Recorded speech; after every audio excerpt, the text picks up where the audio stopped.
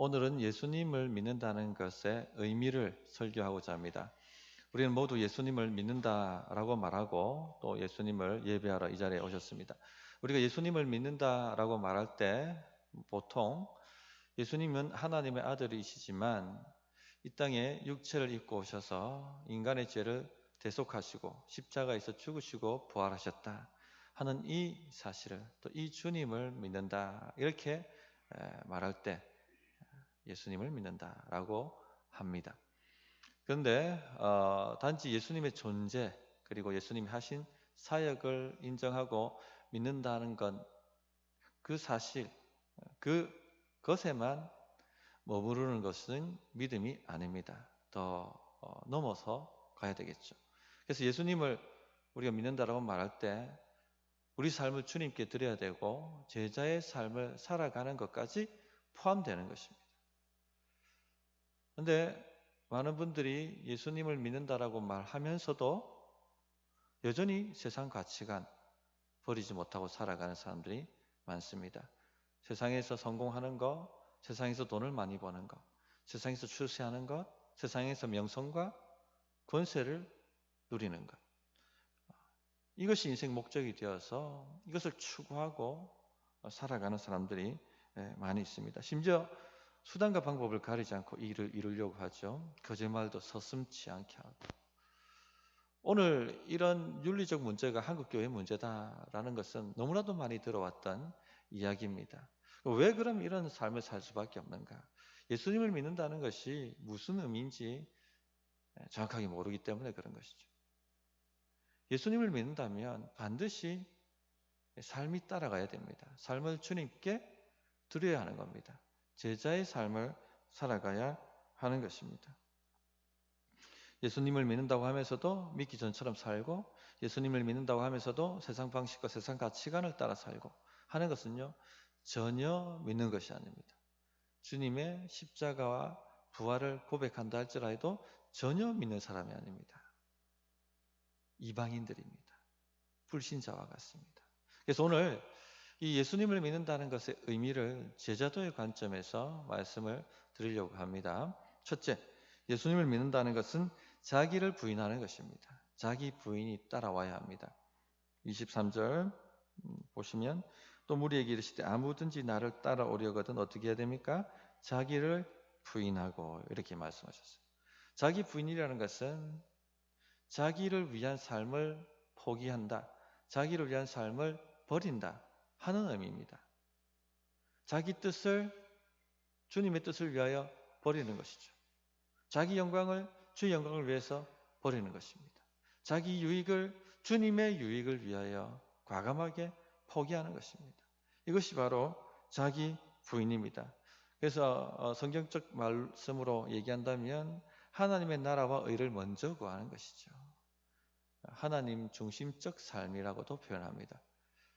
그래서 예수님 믿는다는 것은 자기 중심적 삶에서 하나님 중심적 삶으로 바뀌었다, 변화되었다, 그런 의미입니다. 마태복음 19장에 보면 부자 청년 이야기가 나옵니다. 부자 청년은 예수님 믿는 것에 관심이 있었고 또 영생을 얻는 것에도 관심이 있었습니다. 그래서 예수님을 찾아가서 선생님, 어떻게 하면 영생을 얻을 수 있습니까? 하고 질문을 합니다. 예수님께서 그 청년에게 가진 재산을 다 팔아서 가난한 자에게 나누어 주고 나를 따르라 라고 말씀하셨어요. 굉장히 영광스러운 초청이죠. 주님을 따라와라, 제자가 되라고 하셨습니다. 그런데 이 청년은 인생의 목적이 돈에 있었습니다. 돈을 많이 가지는 것, 이 돈을 영원히 누려보고 싶은 것, 그것이 인생 목적이었습니다. 결국 예수님 따라가는 것을 포기하고 돈을 선택합니다. 자기 부인을 하지 못한 것입니다. 자기 뜻을 쫓았고 자기 소망을 쫓았고 자기 소원을 쫓았고 자기 유익, 영광을 쫓은 것입니다. 이건 전혀 믿는 것이 아니죠. 여전히 자기 중심적인 삶을 사는 것이고, 결국 이 청년은 주님을 따라가지 않고 주님을 떠나고 말았습니다. 교인들 중에도 보면 예수님을 믿는 것을 자기 부인이라고 생각하지 않는 분들이 많이 있습니다. 예수님 믿는 것을 오히려 자기 성취라고 믿어요. 번영복음입니다. 번영복음, 번영신학. 예수님 믿으면 무조건 건강해지고, 예수님 믿으면 무조건 원하는 만큼 돈을 벌고, 예수님 믿으면 소원 성취하고, 예수님 믿으면 자기 뜻 이루어지고, 자기 꿈이 이루어지고, 이런 메시지가 번영복음, 번영신학입니다. 우리가 흔히 알고 있는 기복주의죠. 기복주의. 잘 보십시오. 하나님 중심이 아닙니다. 누구 중심입니까? 자기 중심이죠. 자기 중심. 하나님의 뜻을 성취하려고 하는 것이 목적이 아닙니다. 자기 소원 성취하는 것이 목적입니다. 예수님의 힘을 빌려서, 종교적 행위를 통해서 하나님을 감동시켜서 자기 꿈을, 자기 소원을 이루어 보고자 하는 것입니다. 예수님은 램프 속에 진이밖에 안 되는 것이죠. 한때 비전이라는 메시지가 정말 많이 유행했습니다. 요즘은 좀 사라졌는데, 꿈을 크게 가지라, 내 입을 크게 열라, 그러면 하나님이 채우실 것이다. 꿈을 그리고 꿈을 말하고 꿈이 실현된다고 긍정적으로 말하라. 그러면 하나님께서 그 꿈을 이루어 주실 것이다. 그대로 성취될 것이다. 자, 성도님들, 분별이 되십니까? 이런 거 분별할 수 있는 실력이 있어야 됩니다. 누구 소원, 누구 꿈입니까? 자기 꿈, 자기 소원이죠. 하나님 꿈, 하나님 나라의 소원, 그런 것과는 전혀 상관이 없습니다. 그런 것에 관심도 없습니다. 자기 꿈, 자기 소원, 자기 나라입니다. 자기 원하는 것이죠. 완전히 자기 중심적입니다. 오늘 우리가 읽은 23절 말씀하고는 전혀 상관이 없는 얘기죠. 자기를 부인하고 누구든지 나를 따라오려거든 자기를 부인하고, 이 말씀하고 완전히 반대되는 이야기입니다. 그런데 이게 한때 한국 교회에 유행처럼, 누룩처럼 번졌어요. 다 그 메시지가 좋다고 받아들이고 강사를 초빙하고 했더랬습니다. 성도님들, 자기 부인은 거창한 것이 아닙니다. 우리 일상에 실천되는 자그마한 일들입니다. 종종 말씀드리지만 자그마한 일들입니다. 이런 부분들이 부인이 돼야 됩니다. 제가 강도사 시절 때 새벽 기도를 마치고 동기 강도사들과 함께 새벽 헬스를 다녔습니다. 새벽 헬스를 하고 노천탕에 다 몸을 잠그고 세 명이서 두런두런 얘기할 때 천국에 와 있는 것 같았습니다. 너무너무 좋았어요. 그 노천상에 앉아서 하늘을 바라볼 때 그 느낌은 이루 말할 수가 없었습니다. 주님, 천국에 반드시 노천탕이 있기를 바랍니다 라고 할 만큼. 그런데 이 새벽 헬스를 하려고 하면 20-30분 정도 기도하고 바로 일어나야 됩니다. 차를 타고 움직여야 되니까. 그런데 새벽 기도를 20-30분 후다닥 하고 일어나려고 하면 늘 나는 네가 좀 더 기도했으면 좋겠다 하는 생각이 드는 겁니다. 왜 이런 생각이 들지? 기분 나쁘게. 그러면서 아침 헬스를 다니고 그래 했더랬습니다. 노천탕에서 하늘을 싹 바라보면서 너무 행복하다 그런 생각을 할 때도 나는 네가 좀 더 기도했으면 좋겠다 이런 생각이 드는 것입니다. 주님이 나를 따라오라고 부르시는 것이죠. 결국은 자기 부인을 했습니다. 이처럼 일상에서 작은 일들, 작은 포기, 이런 겁니다.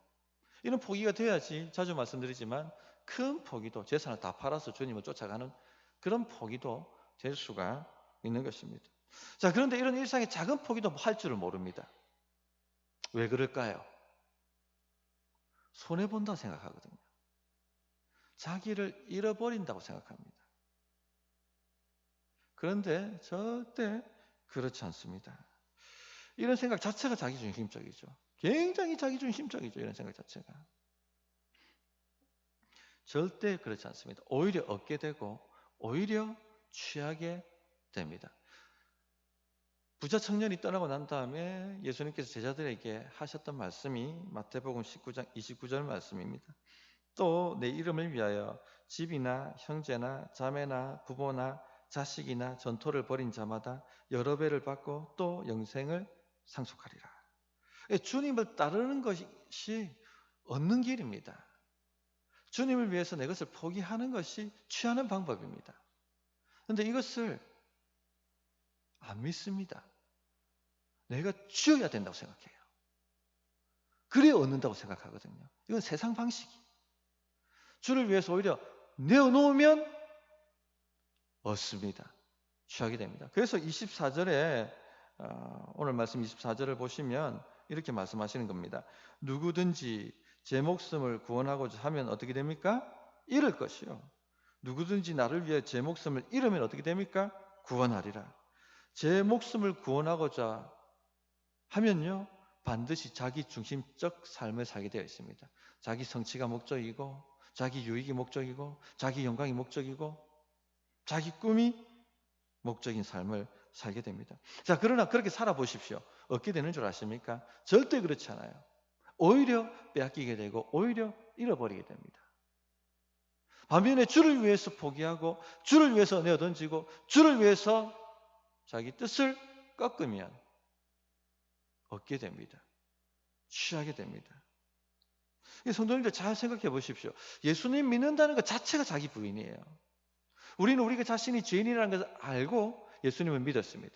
우리 힘과 우리 노력으로는 절대 우리 인생을 구할 수 없다는 것을 압니다. 우리의 어떤 선한 행동도 어떤 선한 행위도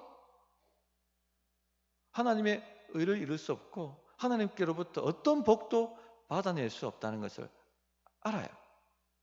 또 우리가 가지고 있는 무엇이든지 간에 엄청난 권력이든지 엄청난 부든지 그 어떤 것으로도 하나님의 구원을 살 수 없다는 것을 너무나도 잘 압니다. 그래서 자기를 포기해버렸어요. 자력 구원을 버렸습니다. 철저하게 하나님의 은혜, 하나님의 그 구속의 은혜, 거기에 전적으로 우리 삶을 드린 것이죠. 그것이 바로 우리가 처음 믿었던 믿음이었습니다. 그렇다면 왜 우리의 일상에서 이 믿음을 실천하지 못할까요? 당연히 해야 되는 것이죠. 자기 부인해야 됩니다. 나의 뜻을 성취하는 삶, 나의 유익을 위해서 조금 취하는 삶이 내 삶을 절대 구원할 수 없고 또 나를 행복하게 만들 수 없습니다. 오늘 특성 정말 오늘 메시지와 똑같은 메시지인데 참 행복은요, 주의 뜻을 위해서 사는 삶입니다. 자기 부인하는 것이죠. 성도님들, 주님 뜻을 성취할 때 얻게 되고 참 만족과 참 영생을 얻게 됩니다. 그러므로 하나님의 나라와 의를 먼저 구하십시오. 주의 뜻을 위하여 자기 뜻을 포기하십시오. 주님이 따라오라고 할 때 자기 부인을 하시기 바랍니다. 둘째, 예수님을 믿는다는 것은요, 날마다 자기 십자가를 지는 것입니다. 다시 23절을 보십시오. 아무든지 나를 따라오려거든 자기를 부인하고 날마다 제 십자가를 지고 이렇게 말씀하셨습니다. 자, 십자가는 무엇입니까? 십자가는 로마 제국이 반역자들이나 반란자들을 사형 집행하는 아주 잔인한 사형 틀입니다. 십자가를 지게 만들 때 먼저 짐승뼈가 박혀있는 채찍으로 피떡이 되도록 매질합니다. 채찍질합니다. 거의 반 죽은 상태가 되었을 때 자기가 지어야 될 십자가를 지고 사형 장소까지 걸어가게 만듭니다. 지쳐서 쓰러지면 다시 심하게 매질이 날라옵니다. 그렇게 거의 죽은 상태가 되어서 사형 집행 장소로 가게 됩니다. 그리고 자기가 들고 온 그 십자가에 자기가 매달려서 서서히 죽어가는 아주 고통스러운 잔인한 그런 사형 방법입니다. 그것이 바로 우리 주님이 가신 길이죠. 핍박의 길, 고난의 길입니다. 그래서 제 십자가를 지고 나를 쫓으라, 제 십자가를 지라 하는 것은요, 예수님 때문에, 예수님 믿는 것 때문에 오는 핍박과 고난을 선택하라는 얘기입니다. 예수님 때문에, 예수님 믿는 것 때문에 오는 핍박과 고난을 피하지 말고 감당하라는 것입니다. 마태복음 10장 34절부터 38절에 이 십자가 의미를 이렇게 설명합니다.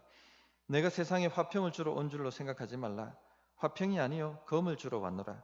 내가 온 것은 사람이 그 아버지와 딸이 어머니와 며느리가 시어머니와 불화하게 하려 함이니 사람의 원수가 자기 집안 식구리라. 아버지나 어머니를 나보다 더 사랑하는 자는 내게 합당하지 아니하고 아들이나 딸을 나보다 더 사랑하는 자도 내게 합당하지 아니하며 또 자기 십자가를 지고 나를 따르지 않는 자도 내게 합당하지 아니하리라. 자기 십자가 지는 것이 무슨 의미인지 여기서 설명을 해주고 있습니다. 자, 불신 가정에서 예수님 믿게 되면 반드시 일어나는 일이 무엇입니까? 가정 불화입니다. 그죠? 아들과 아버지 사이에, 며느리와 시어머니 사이에, 딸과 어머니 사이에 불화가 일어납니다.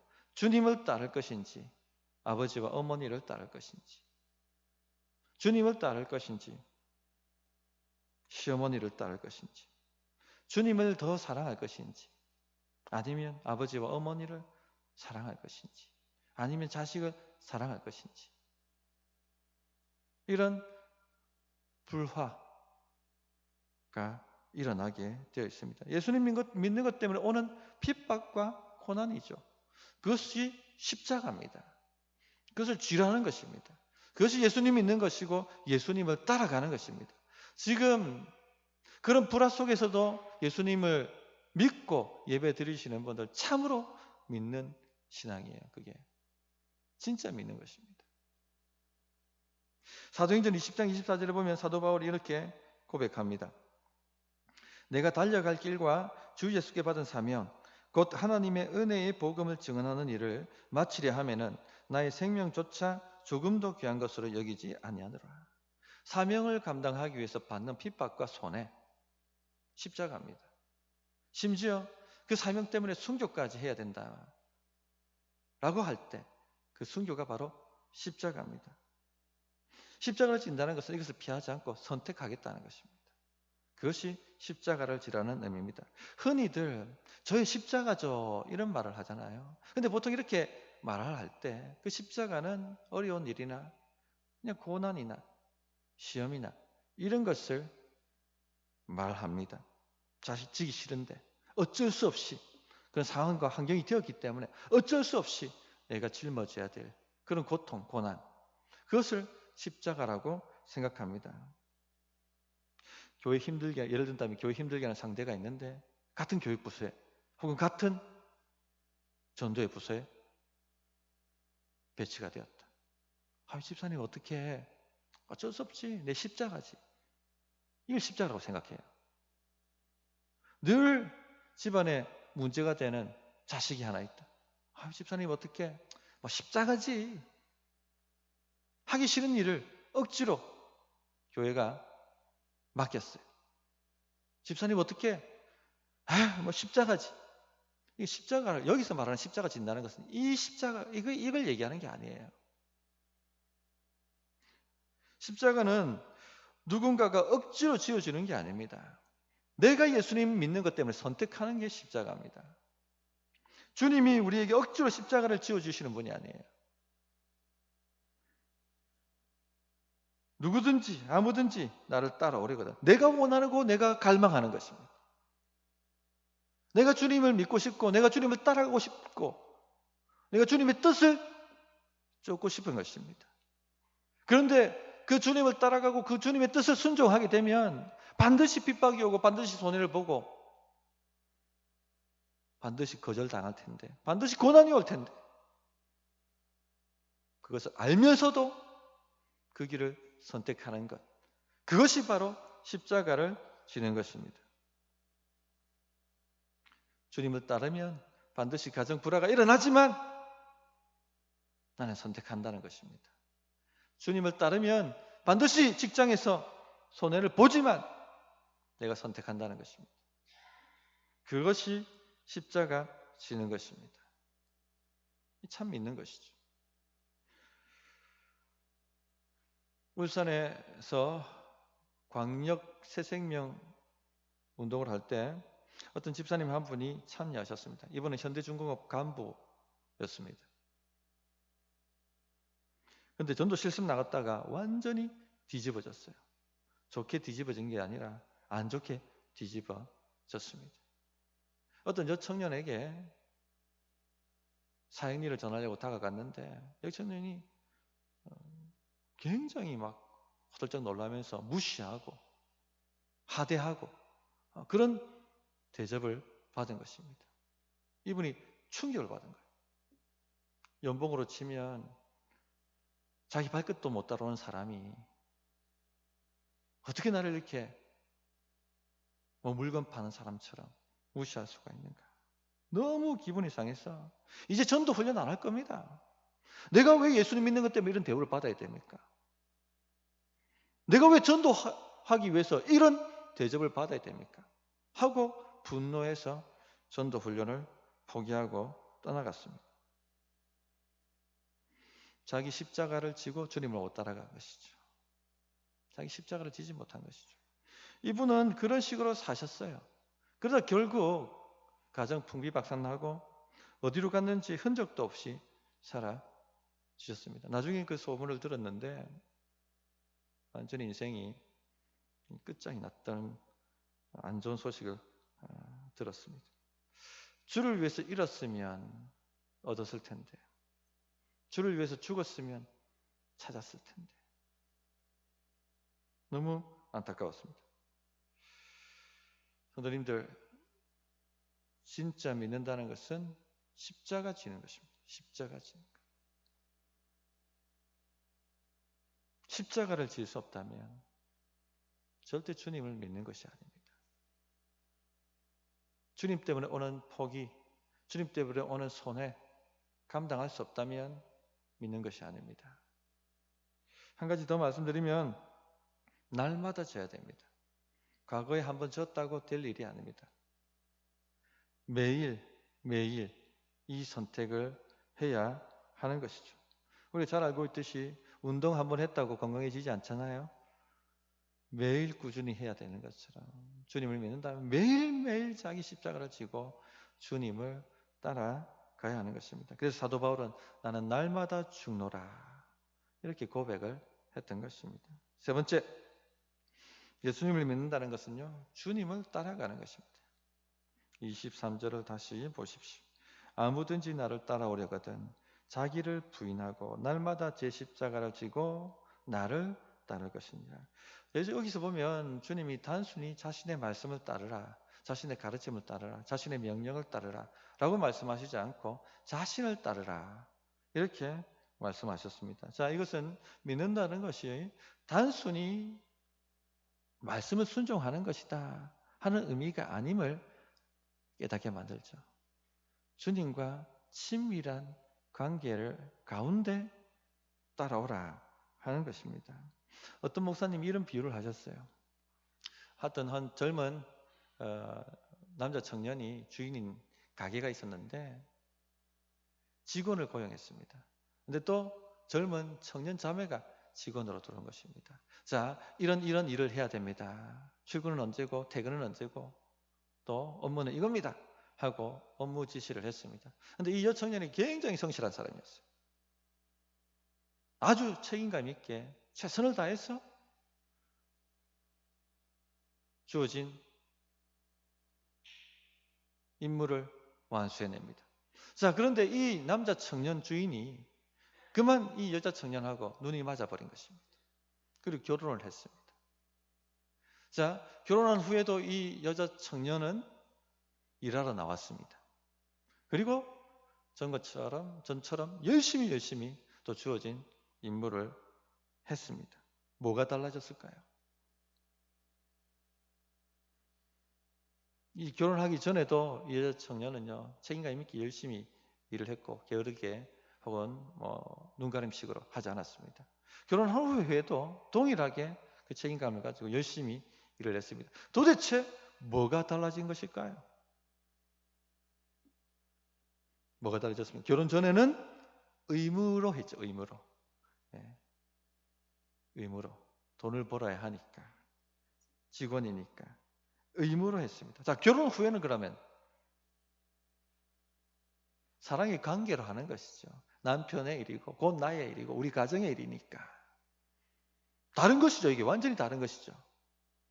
완전히 다른 것입니다. 우리 주님 따라가는 것도 이와 같은 일입니다. 의무감으로 순종하는 것 아직 부족합니다.